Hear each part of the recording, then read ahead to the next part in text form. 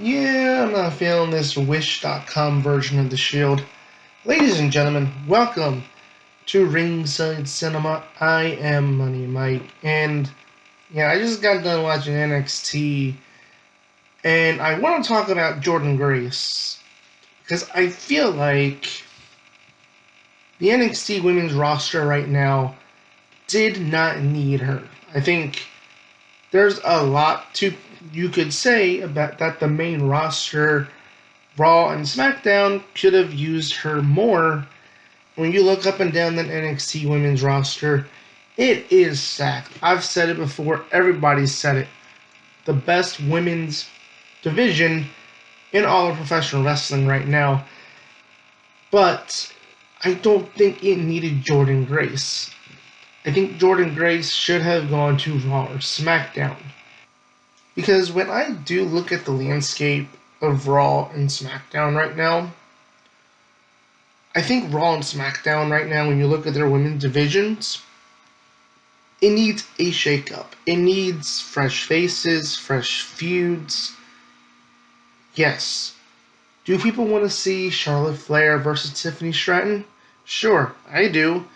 So do a lot of people, but it's Charlotte Flair in another title match at WrestleMania.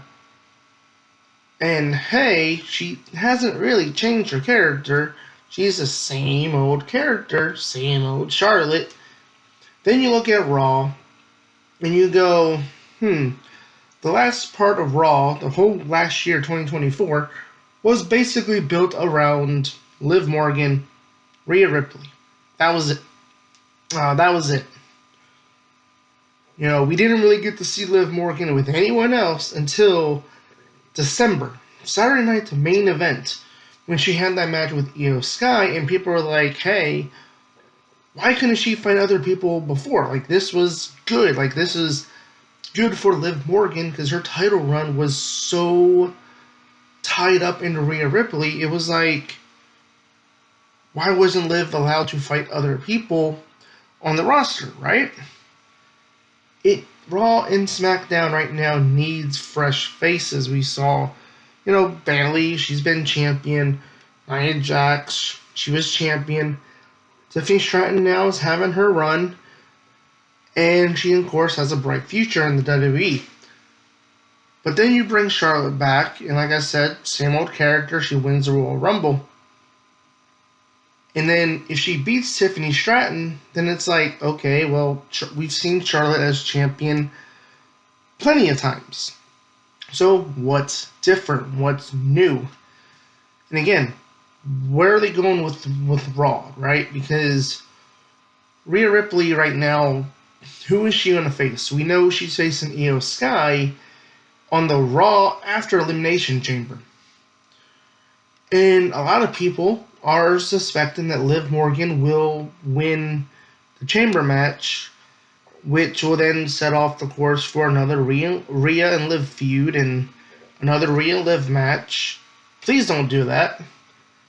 But people are also expecting Liv Morgan, if Liv does win, to kind of interfere in that championship match to set up a triple threat at WrestleMania.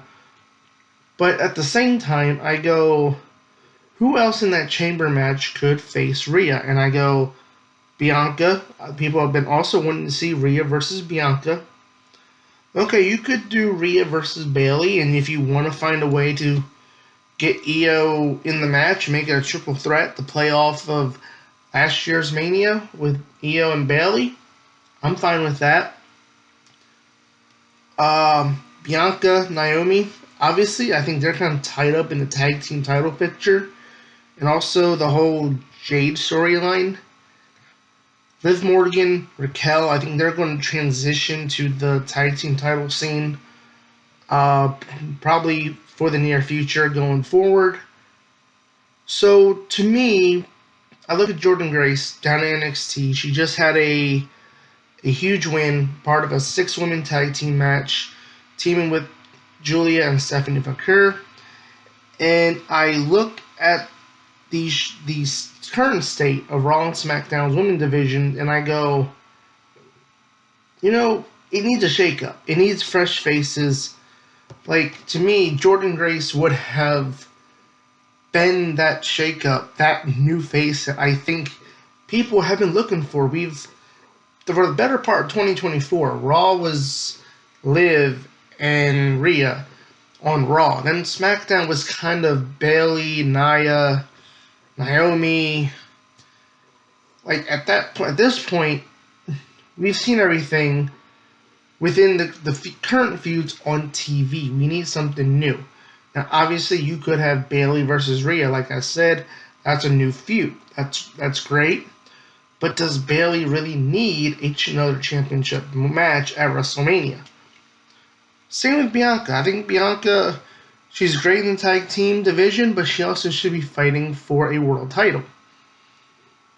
But also, you can move her there at any time you want. So, yeah, Bianca and Rhea does work. But again, I think Jordynne Grace kind of would be that person that could have really shook up the road to WrestleMania for the women's division. I think everybody talks about Jey Uso being a surprise winner, right? That's kind of what the women's Rumble needed. They needed a surprise winner, not the obvious route of Charlotte Flair or Io Sky, who should have won the Rumble, but the idea of like Jordynne Grace coming over from TNA to win the Rumble and then going on to face Rhea Ripley, like that's huge. Like, just have her declare that she's facing Rhea right off the bat, and then you could figure something else for the Chamber for SmackDown, right? So maybe Charlotte wins a Chamber match to get to Tiffany Stratton. I don't know. But I do think with call-ups on the way, and right now with how stacked the NXT women's roster is, both Raw and SmackDown are in dire need of a shakeup when it comes to the women's division. And perhaps maybe with these call-ups in April, post-WrestleMania, whether it's a draft or another transfer window, whatever the case may be, we can finally get Raw and SmackDown some fresh feuds for their women's division. I think right now, obviously, I think you look at maybe Jordynne Grace has a short stay in NXT.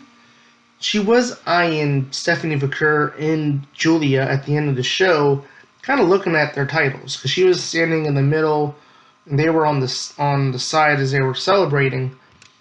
So could we see Jordynne Grace kind of have a short run through Stand and Deliver, and then we get her to the main roster in the draft?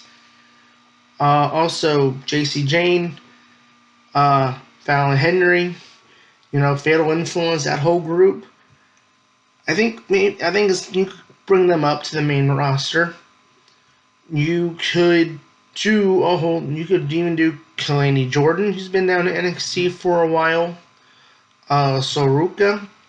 You have a lot of options where you can just bring up a whole bunch of them, and hopefully it's not just, hey, we need fresh feuds. It's, okay, we're going to bring these women up, and here are the stories for them, because, again, that's really the biggest complaint fans have, is when call-ups do happen and there's no stories for those talent, right?